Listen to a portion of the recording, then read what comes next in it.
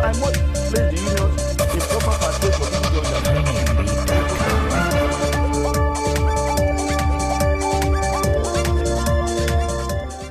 Hello and welcome to the program. Now, these are surely not the best of times for Nigeria, both economically and politically. The drastic fall in the price of crude oil, Nigeria's main export, has seen the country's revenue take a serious nosedive. Now, add the seemingly continuous attacks on oil facilities by the so-called Niger Delta vengeance into the mix, and the bad situation only gets worse. As a result of the attacks, Nigeria has now lost its status as the #1 oil producer to Angola, that's in Africa. And from a budget production benchmark of 2.2 million barrels per day, the country's production level may have dipped to below 1 million barrels per day. We're still waiting for the new production figures to come out. All of this have surely taken their toll on Nigerians. About 27 states today are unable to pay salaries as a result of the steep fall in their monthly federal allocations. Now, even states in the Niger Delta are also badly affected.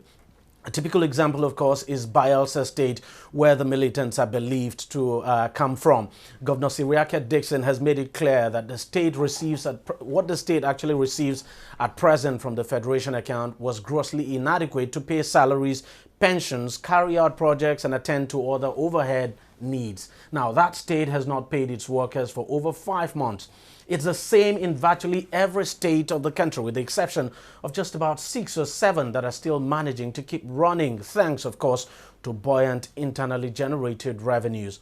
Now, it's difficult to say what the Niger Delta vengeance want or even what they're avenging, actually. Their demands are not just straightforward, but one demand that runs across the many demands they have made is that they want independence for the Niger Delta region. It's a demand that resonates also in the southeast of the country, where groups like MASOB and IPOB have been staging intermittent demonstrations demanding independence for the region. The protests there last week turned deadly when members of the group clashed with security forces in the city of Onitsha and Nkpo, leading to the death of about 10 persons, including a soldier and a policeman. It's in the light of this that the call for the restructuring of Nigeria has come to the fore again. Former Vice President Atiku Abubakar actually began the debate when, at a function in Abuja, he made a call for the restructuring of the country. As if taking a cue from that, in Lagos, a group comprising lawyers and different civil society groups marched to the various embassies in the city where they submitted documents demanding the government restructures the country. They say the restructuring of the country is the only way to address all the problems confronting Nigeria at this time. They asked the foreign governments to mount pressure on President Buhari to implement the report of the last national conference organized under the regime of former President Goodluck Jonathan. Now, President Buhari has made it clear that he does not intend to look at that report, not to even mention implementing it. Now, let me just say we're now being joined by 2 members of that group. I mean, as a matter of fact, the leader of the group is here, Ikechukwu Keji, who, of course, led that group now to the various embassies. I also have Justice. He's a justice, but of course, he's not a judge. Justice Ruhwegu. Gentlemen, thank you very much for coming on the program. Thank you so much, DEJI, for having us. We didn't take any soundbite from that, but I would want to find out from you. You led that group now. Yes. Tell me what exactly your demands are. Our demands are 2-pronged. Of course, in those 2 prongs, we have sub-prongs. But majorly, the 2 prongs are to restructure Nigeria and to obey rule of law.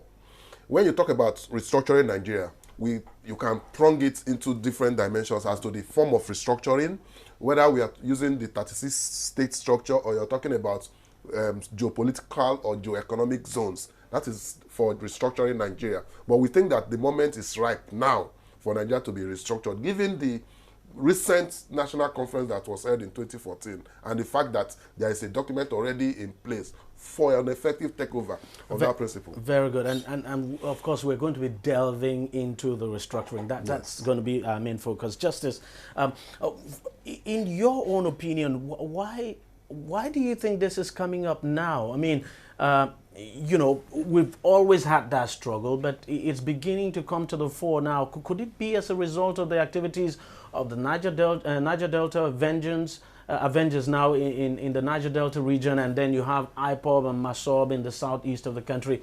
Could that be the reason why this is coming up now so forcefully? I mean, to have the former vice president of this country, for instance, say there's every need to restructure, then it means something is wrong. Yeah, something is wrong, but I'll tell you it's not only because of that. If you remember during the campaign era in 2015, the main focus or the main agenda of this government was about change, and change is about restructuring. But as I speak to you today, Nigerians are disappointed that after 1 year in office, they have not seen the change. The restructuring has not come up or anything. So, and like I keep on saying, this era, that what we are in this era now is what I call participatory democracy and participatory government. Because Ojukwu wrote a book because I'm involved. So we are all involved in this running of government now. So the time has come, owing to what has been happening. Look at what is happening in the Muslim. Look at the, you know, all of a sudden another group called themselves the Fulani X-Men and all. If do you know how many lives we are losing in this country on daily basis? And the government seems to be silent on some of these things. Okay. Is this the restructuring? I'm going to come to you. Ikechukwu, let me find out from you, what would restructuring mean for you? What are you looking at? Just break it down for us, what restructuring for you would mean. Restructuring to me would simply mean that we are going back to pre-1914 geographical expression called Nigeria. We need to go back then. What we are living today... Pre-1914, there was no Nigeria. There was no Nigeria, yes. Exactly. The geographical expression called Nigeria.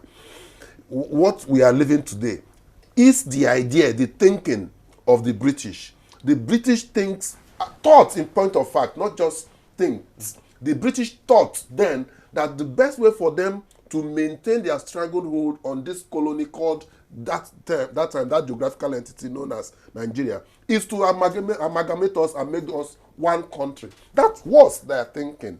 Yes, I agree to the fact that the larger the market, so to speak, the larger the space, the better leverage that everybody inside of that space would have in terms of economic possibilities. However, we have still not averted our minds to our own thinking. What exactly is the thinking of the Yoruba man with regards to that geographical expression? What is the thinking of the Hausa man? I want us to get very concrete about this, yes. Because, you know, sometimes when people say pre-1914, other people misread it to mean, look, you're asking for a breakup of the country. Some people will say that would tantamount to seeking secession and all of that. Yes. In your opinion, what do you think we actually... are you saying, for instance, that this country should remain one as Nigeria, but that certain things must be restructured? Because I really want to get that, yes. Because that would be, I think that is what actually yes. came out also at the conference, yes. the national conference yes. organized yes. under former President Goodluck Jonathan. Yeah. My opinion with regards to what Nigeria is today is that the fact of being one as Nigeria is a very brilliant proposition. But what we are saying is that we need to go back to the point of determining the kind of relationship that the different entities that make up Nigeria should have. So if Nigeria as one is good, so, but we should not restrict ourselves to the question of saying that Nigeria should be indivisible. That is a question that attacks the very essence of fundamental human rights of the people. Let them answer the question whether we want to stay together as one. When we now agree that we want to stay together as one, and I can assure you that majority of Nigerians would want to remain inside of Nigeria. However, they would want to have some form of unbundling of the center, some kind of devolution. Very good. Now, talking about this unbundling, and that's what I want to hear. For you, what are those areas, you know, in our political structure, even economic structure, that you think we need to unbundle? You see, Nigeria is like a man with so many wives. And if a man marries more than one wife, the only way out is for you to treat everybody equal. Because he who comes to equity must do equity. Today in Nigeria, can we say categorically that all the other ethnic groups, we are treating them equally? And that was why, even in the wisdom of the Constitution, provided for what we call federal character. Are we actually following that to the letter? That is why we're having all these problems.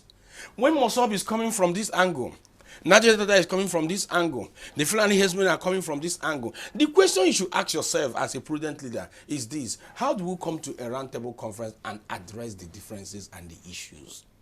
And not to begin to lay threats.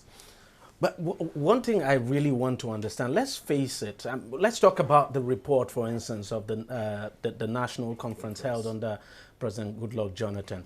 You know, I have seen people, groups like yours actually come out to say, look, the president has to implement that report and all of that, even though the president has said he doesn't intend to look at it. But are you people not getting this whole thing wrong? That the fact is that you actually don't need the president to implement that. What the people you actually need to implement, for instance, the outcome of that report is the National Assembly, and that, you know, you should be mounting pressure on these members of the National Assembly to implement. They've got the report anyway. Yes. Thank you so much, Deji. This is a very good question, a very, very technical question that people need to understand. You see, there is an executive power in instituting processes that would change societies. The lawmakers are to make laws. Now, they can only make laws within the powers that they already have. Of course, they have the powers to discuss anything. I mean, they are representative of the people, and nothing stops them. As a matter of fact, even for one of the lawmakers to come by way of a private member bill, for instance, they are in possession of that report. Not just that report, even other reports. They're in possession of the report. I remember former President Goodluck Jonathan actually gave them that report, but nothing has happened. Did you know that this report itself, this National Conference report, is with the executive? We could have an executive bill, but yes. I'm saying nothing stops us from having even a private member bill. I agree with you. The National Assembly can, as a matter of fact, you know, kickstart this process. I agree with you. Our agitation is not without prejudice to what the National Assembly can do. But we are saying that as a policy directive of the entire nation, where as the leader, we have one leader, we have submitted our sovereignty to the president. So as a policy direction of the nation, we need our leader to accept the fact that we need to restructure. It's a different ballgame to say, okay, now I've accepted that we need to restructure. Let those who can take up the responsibility of bringing bills take up that responsibility. If the president, the leader, fails to accept, if he refuses to accept, there is nothing we can do politically and economically to achieve that purpose. And can that be the case? Because the fact is that you have, you know, these different arms of government are separate, even though they are, you know, they work in coordination. But the fact is that the powers of the National Assembly empowers it to do some of these things. It's so basic. I'm asking you, Justice. It's not as if you see, let me draw our attention to one. The reason I'm asking is because we have heard and we know that, you know, some provisions, for instance, some of the recommendations made by that conference, for instance, some of those recommendations do not sit well with members of the National Assembly. We all know that. Yes. In fact, that is actually where I was trying to go to. It's ordinarily, if we have had a proactive and viable National Assembly, we don't even need that conference. Exactly. And do you understand the thing? Another point, because yes. They are the representatives of the people. Exactly. Because locally. They were elected. You understand the thing? But now, you are right. What I expected the National Assembly to do was to ratify that report, adopt it, and send it to the president. But since they have refused to do that, if the president buys to that idea, it will not be coming from the presidency. That's why he was talking about executive powers. Because simplicity, the function of the National Assembly is to make laws and some other oversight functions. This thing has been done, so the National Assembly can only take it, ratify it as a law also emanating from them. How do you expect a National Assembly, for instance, to sit down and pass a recommendation, for instance, that that requires that it dissolves itself. No. It's not that. I'm just saying. I'm just saying. Are you beginning to see why, for instance? No, it's not that. They have committees. They can send you to their committee. Apart from that, they also agreed to the setup of that confab. They are part of it. So, because in the first place, if they did not ratify, he wouldn't have held in the first place. You see, that is reason, DEJI. Yes, I get you. That is reason. Yeah. I think we have to remove the narrative of the National Assembly being having the power to make laws and having the power to represent the people. Let us replace it with the narrative of our having one sovereign authority in the person of the president, who would direct the political vehicle of the state.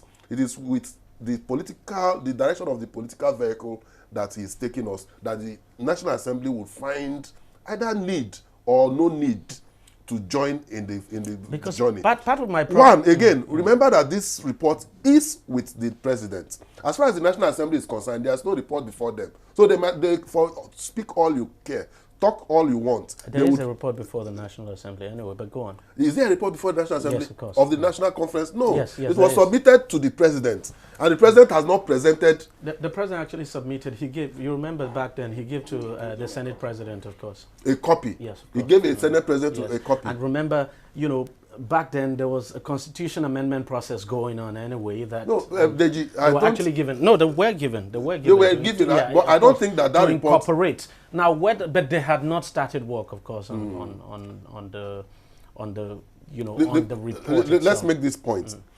The point that we have to agree with, or that we have to make, is that report was meant for the President of the Federal Republic of Nigeria.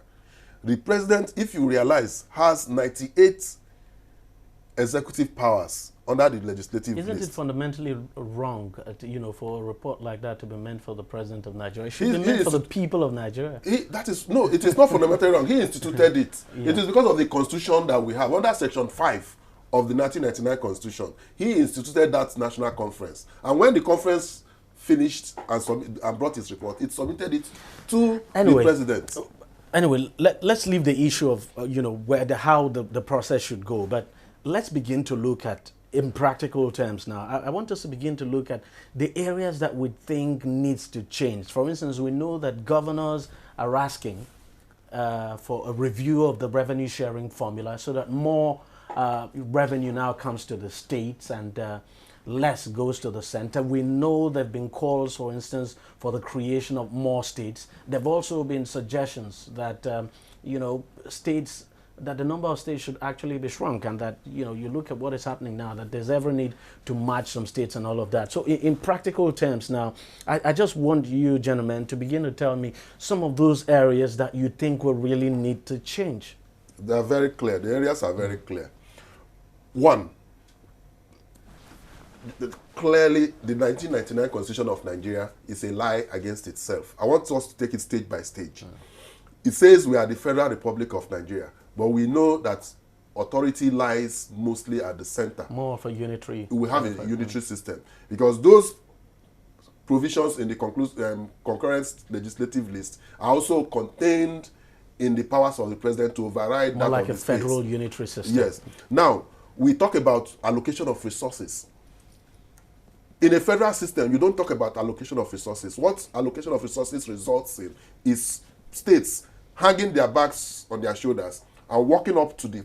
Which is what is happening Which now. is what is happening. So when we talk about restructuring in the substance that we are talking about allowing constituent units, the centripetal forces, to have stronger hold on the resources. As we used to have it back in 1963. Exactly. That is what we are saying. That is the substance. You talk about the procedure. Yes, we can argue a lot about the procedure, whether it should start from the president or the National Assembly. Which I don't think is very important. But the substance is that even if you have to run with the present 36 state structure, but let it be that every state should go back, working with the federal government to tap its own resources and pay certain sums of money, perhaps 50, 60, 70%. In point of fact, the present 13%, derivative can still be implemented in the reverse. That the 13% should go to the federal government and Or the states keep. Or the states would have 100% and pay 13%. 87%. 87% tax to the federal government. You can implement it in the reverse. Instead of it being the other way, that the federal government will be the ones going to get the resources and giving back to the states. Let it be that the states get these resources and give 87% back. That is pure federalism. Justice, let me get your own take. I mean, I'm quite good idea, but let me get your take. Well, the truth is that the issue of restructuring it encompasses a lot of things, because you and I, we are all Nigerians. We all know what is happening today.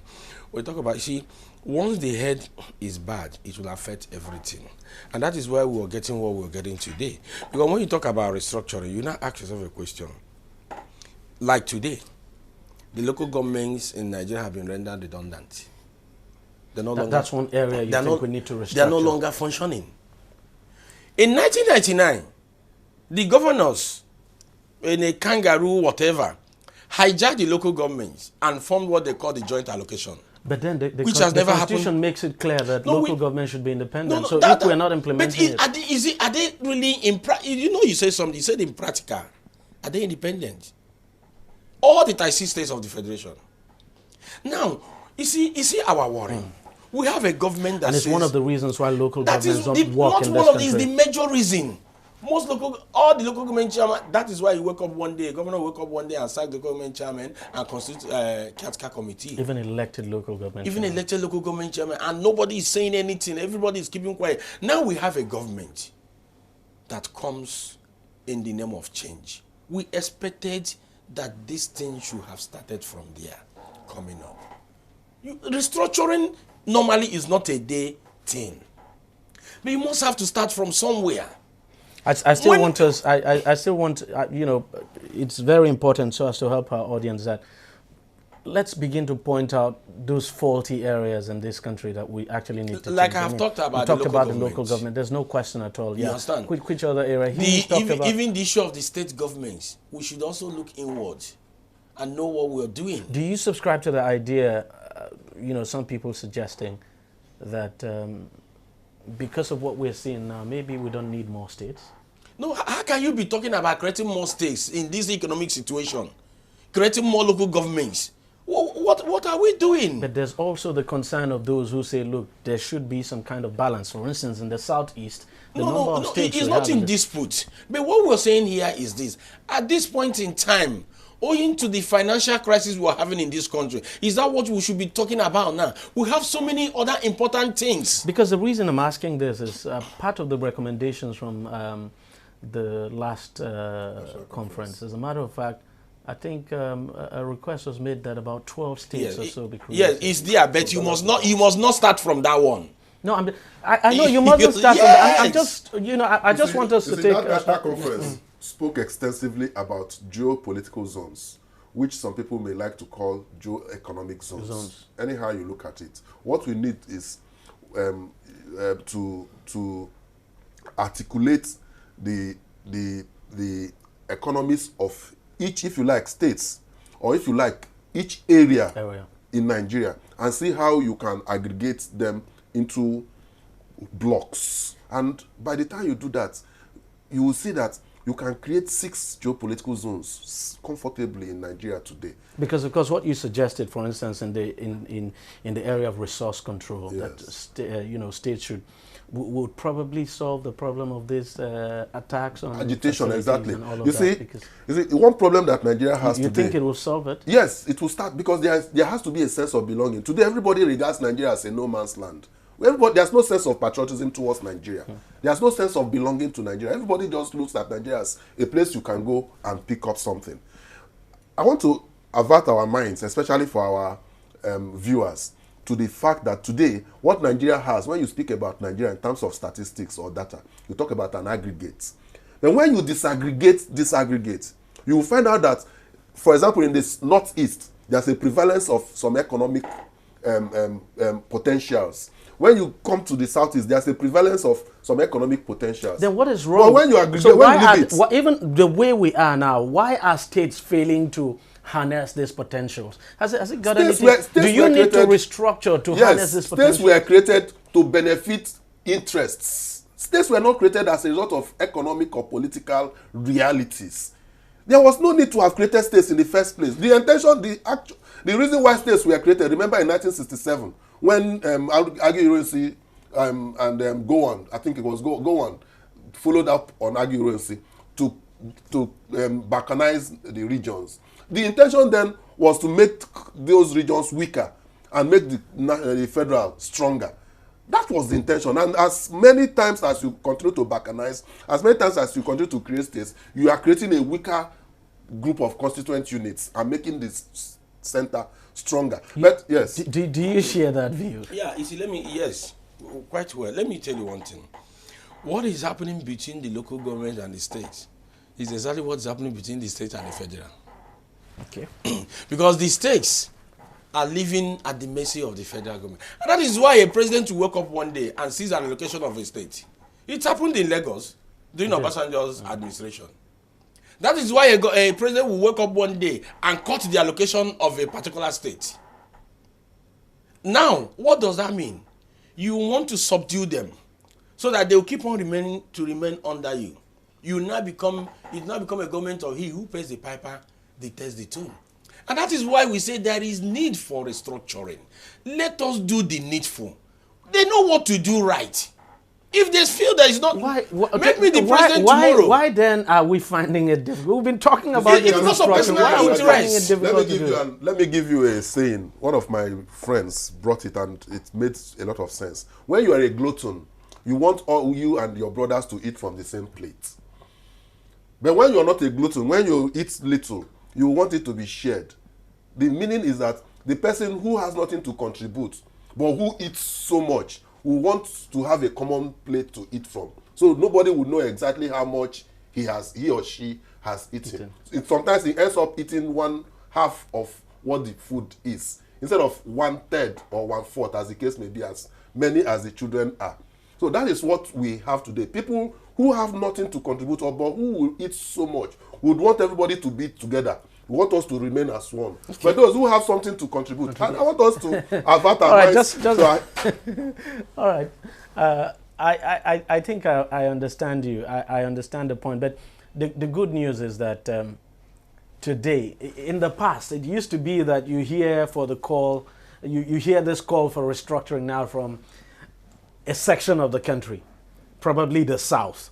You don't hear much of it from the north.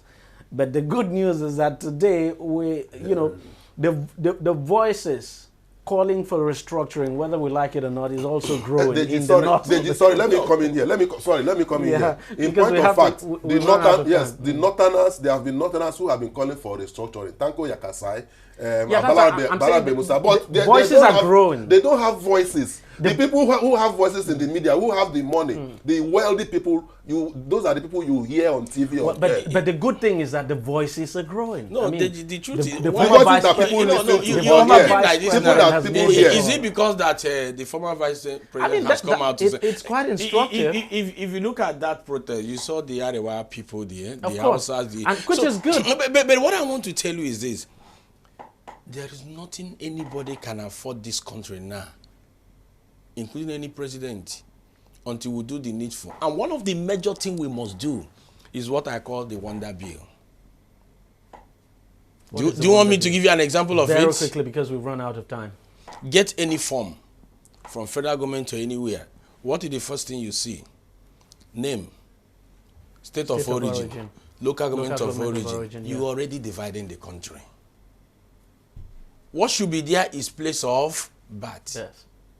You can't see an American now as an American. Where are you from? He'll tell you he's from Chicago or New York or California. He's an American. He's an American. Until we get to that stage in this country, that where a Nigerian will come out and say, I am a Nigerian. By virtue of part 3 of the Constitution that deals with citizenship, which classify 3 modes of becoming a citizen of this country: by birth, by registration, and by naturalization. we cannot. And nothing should stop anybody living anywhere, born Not anywhere, even from living- contesting contesting. and seeking What did political the office franchise say? The right to vote and the right to do what? to be voted for. Before you close, Deji, sorry. Very So very a DEJI, for instance, shouldn't have any problem if he had lived in the East, Enugu. for instance, for a long time, Yes. or probably born. And They it should have no happened. problem Yes. If to you were contest born and in win. Nigeria and you were born in Same Enugu, thing you're in a Lagos, citizen of anywhere, Nigeria. That's what and we in are the saying. north That's as what we well. are saying. And that is when we'll begin to have that sense of one Nigeria. Before you close, Nigeria is a heterogeneous society. We are a diverse nation, country. True federalism is meant to recognize this diversity. So when we are talking about restructuring, we are talking about recognizing the fact that we are heterogeneous and that we need to identify our diversities. Go and develop your diversity, your potential as a different person from the next person, and bring to the center, and let us all be one and loving. Thank you, gentlemen, for coming on the program, and thank you very much for your wonderful contributions. Thank you. Thank you, Deji, for Well, giving us the we'll take a short break, but when we come back, I'll be talking to one of the delegates at the last national conference organized under the Goodluck Jonathan regime. Every day, every hour, and every minute, news break in Nigeria. Things happen so fast, it's most times difficult to track and comprehend them. But that's what we do right here on DEJI360. 2015, would you want to come back again? It's like asking Jesus Christ if he knew he was going to die, will you want to come back as the savior of the world again? We do not just help you track the stories, we break them down, explore all the angles, analyze the issues so that you can fully comprehend the stories and use them to make the right decisions.